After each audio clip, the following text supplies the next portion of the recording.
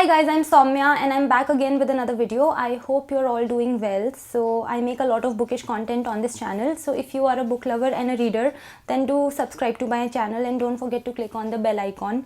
So this is a book haul video. I'm going to show you the books that I got from the Delhi World Book Fair that took place not that many days ago. I also posted a vlog video of the book fair and I wanted to post this haul sooner but I couldn't, so I'm sorry about that, but I'm here finally.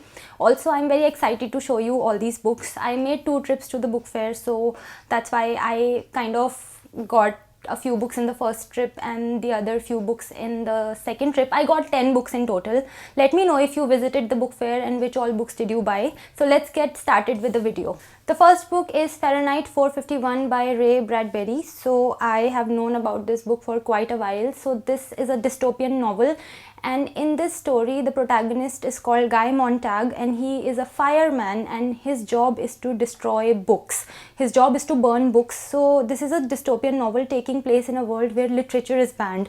Now this thought alone is horrifying for me for multiple reasons. Anyway, I don't read dystopian novels that much because they are really heavy and depressing. The last time I read one was quite a while back. It was The Handmaid's Tale by Margaret Atwood. So this is going to be my first dystopian novel in a long time. The next book is Cleopatra and Frankenstein by Coco Mellors. So this story is taking place in New York and it's about 2 people, Cleo and Frank. So there is a huge age gap between the 2 of them. Frank is 20 years older than Cleo, but this is a story about their romance despite this age gap because they are everything the other person needs. So Frank has all the success that Cleo lacks, plus he can provide her an opportunity to apply for the green card, and Cleo brings beauty and art in Frank's life. So this is a story about their romance and there are other issues that the synopsis mentions. Honestly, it's not a very unique story if I go by the synopsis alone, but I like the mood of the story and it's a modern story taking place in New York and I'm open to reading that.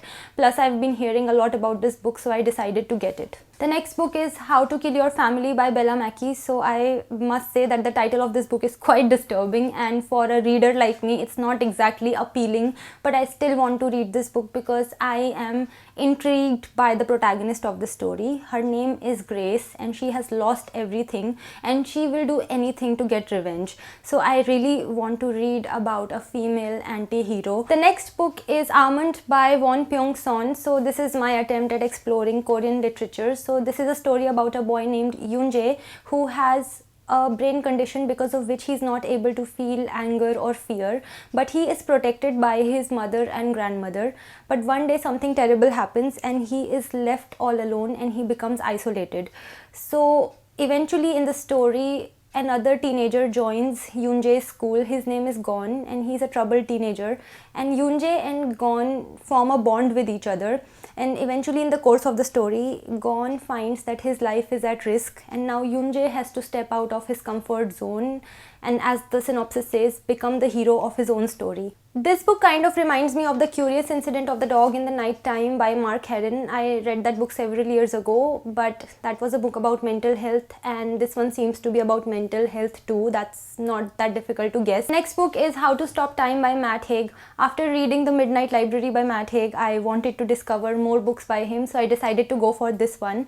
So the protagonist of the story is called Tom Hazard. So I find this really funny. In The Midnight Library, the protagonist was called Nora Seed. In this, the protagonist is Tom Hazard, so he's always like giving his protagonist like really peculiar surnames. Anyway, so Tom Hazard is a 41-year-old history teacher and he's very ordinary except that he's been alive for centuries and he keeps changing his identity from time to time and he's not supposed to fall in love. So that's what the story is about and I can't wait to jump into this book because I have a feeling that this book will not disappoint me at all.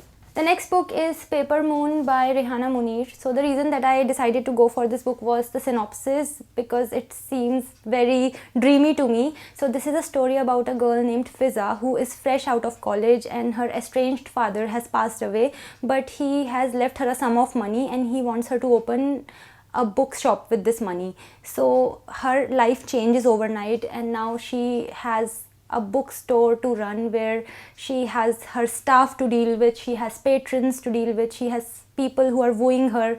Honestly, the vibe of the story to me seems as I said, dreamy and surreal. And I want to open a bookshop myself. I want to deal with unconventional staff and colorful patrons, if I'm being very honest. So I'm a bit jealous of Fiza here. Anyway, so this is a story about books. It's a story about romance, and it's a story about Bombay, as it says here on the back cover. So I'm really looking forward to reading this book because it seems like a light-hearted story. The next book is Desperately Seeking Shahrukh by Sharanya Bhattacharya. So this book is non-fiction, and in this book the author Sharanya Bhattacharya has interviewed women from different social classes and economic classes, asking them about their aspirations, their fears, their journey of attaining financial independence in India, and their love lives and their opinions on different aspects of being a woman in India. The only common factor among all these women, despite being from different social and economic classes, is that they are all fans of Shah Rukh Khan. The next book is Tales of the Natural and the Supernatural by Bibhuti Bhushan Bandyopadhyay, translated from Bengali to English by Debashish Sen. So this is a collection of 15 stories about the natural as well as the supernatural. I got this book because of the supernatural part. I love reading ghost stories as long as they are not too disgusting or scary. Mildly scary ghost stories are the best as far as I am concerned. Personally, for me, I don't prefer reading horror novels that much because they are much more longer, and the fear and the anticipation is just too much for me to bear at this point. I'm only getting comfortable with the horror genre. I'm starting to get comfortable, so as of now I prefer short stories more. So that's why I thought this book was perfect. And I loved the cover as well, although the cover was not the reason why I got this book, but I have to mention it. It looks very ominous and gloomy, and I think that adds to the entire mood of the book as well. The next book is An Ivory Throne by Manu S. Pillai. So this book is non-fiction and it's history. And honestly, I've been hearing quite a lot about Manu S. Pillai's writings. I've heard about his other books as well, but The Ivory Throne is the one that I've heard the most about, and I saw it at the book fair, so I just decided to go for it. So it says that it's about chronicles of the House of Travancore. Now, honestly, I have no idea about the House of Travancore. There are certain historical topics and certain historical personalities that you know about, at least, even if superficially. So when you read books about those topics or those people, you're not completely clueless. But in my case, I have no idea about this particular topic. So it's going to be a completely uncharted territory for me, and I'm excited to discover it. The next book is The Book of Everlasting Things by Achal Malhotra. So this book is fiction, and it's a story about two people who fall in love before the partition takes place, and few years down the line, when the partition happens, two separate nations are born, and one of them becomes an Indian and the other one becomes a Pakistani. So this story spans generations, and well, I don't want to get too deep into the synopsis of this book because we all know, if we have read enough books on the topic of partition, that they have a certain mood and a certain vibe, and I'm sure this book is no different in that case. The reason I decided to pick this one up was because I had read Achal Malhotra's Remnants of a Separation a few years ago, and that is a non-fiction book, a historical book, and I had loved that book. So I decided that I wanted to explore her fiction writing as well. So this was my book haul of the books that I got from the Delhi World Book Fair. I hope you liked watching it. Let me know if you have read any of the books that I showed in the video, or if you would like to. So that was it for today's video. If you want to connect with me on my social media, the links are in the description. I will see you next time. Till then, bye bye, take care and stay safe.